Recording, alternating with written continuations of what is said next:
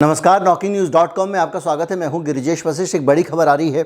खबर है केरल से। केरल हाईकोर्ट ने एक नोटिस जारी किया है केंद्र सरकार को टीके से कथित मौत के मामले में।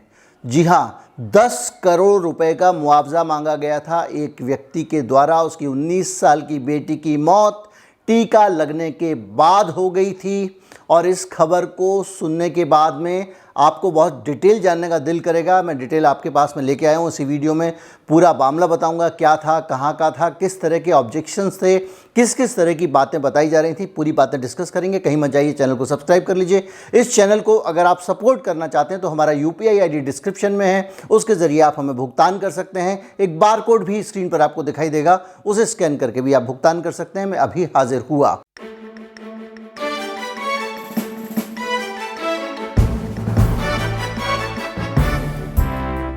इन दंपत्ति ने जो याचिका दायर की थी उसको सुनवाई के लिए केरल हाईकोर्ट के जस्टिस नागेश ने स्वीकार कर लिया है।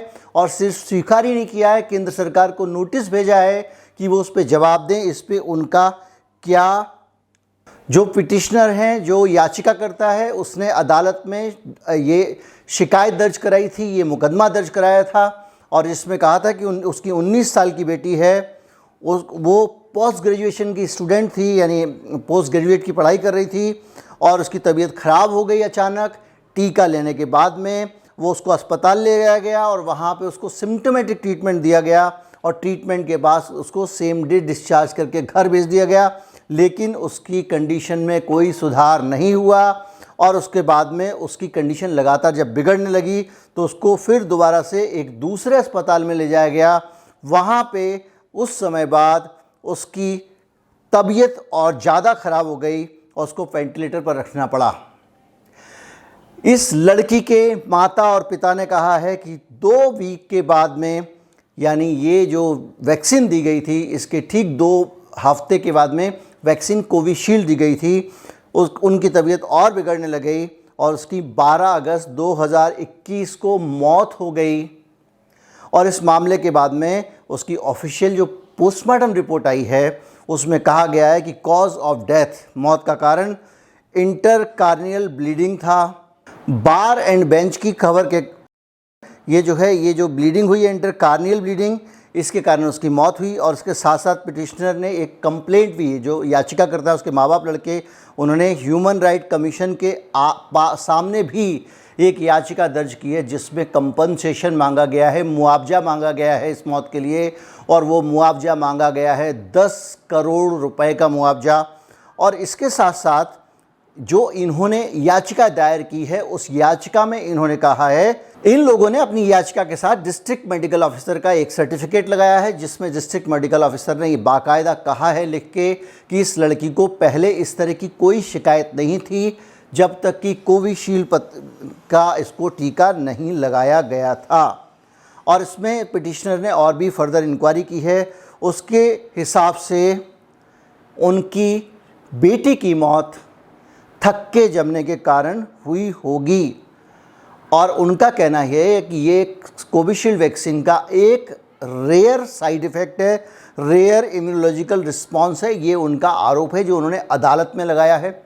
इस पूरे मामले में मैं आपको ये नहीं कह रहा हूँ कि वैक्सीन से ऐसा हो जाता है। ये जो याचिका करता है, इन्होंने हाईकोर्ट से ऐसा कहा है। उन्होंने हाईकोर्ट से जो कहा है वो मैं आपको बता रहा हूँ। खबर को मैंने आपको सोर्स के साथ बताया है, पिटीशन में क्या लिखा है ये बताया है। इसमें मेरी कोई ओपिनियन नहीं है। और इसके अलावा पिटीशन ने क्लेम किया, उन्होंने कहा कि उनकी बेटी की मौत और उसके जो सारे के सारे हालात दिख रहे हैं उसके पीछे कोविशील्ड वैक्सीन जिम्मेदार है।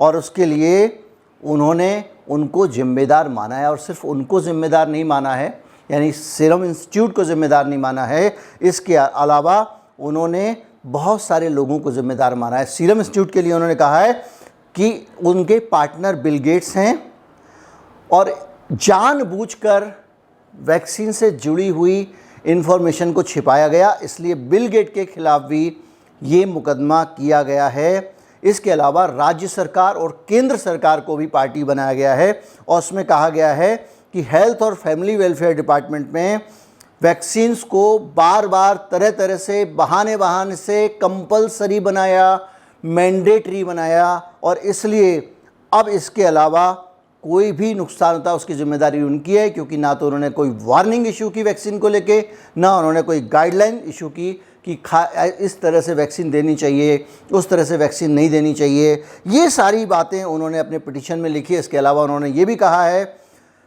कि जिस अस्पताल ने वैक्सीन लगाई थी उन्होंने भी इस वैक्सीन के साइड इफ़ेक्ट और इससे होने वाले नुकसान के बारे में पूरी तरह से कम्युनिकेट नहीं किया था, पेशेंट को समझाया नहीं था, उसको बताया नहीं था।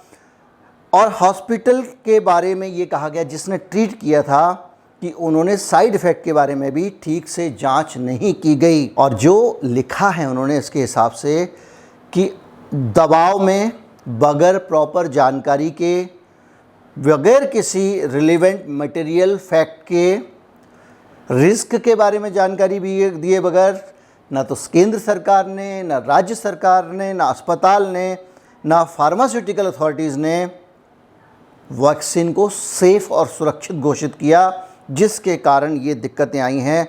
अब ये मामला जाएगा केंद्र सरकार के पास, नोटिस गया है जहां पे केंद्र सरकार को इनको जवाब देना है कि आप बताइए कि इस मामले में फ़र्दर क्या किया जाए और इसका जो प्ली है इसका उत्तर आपके पास क्या है।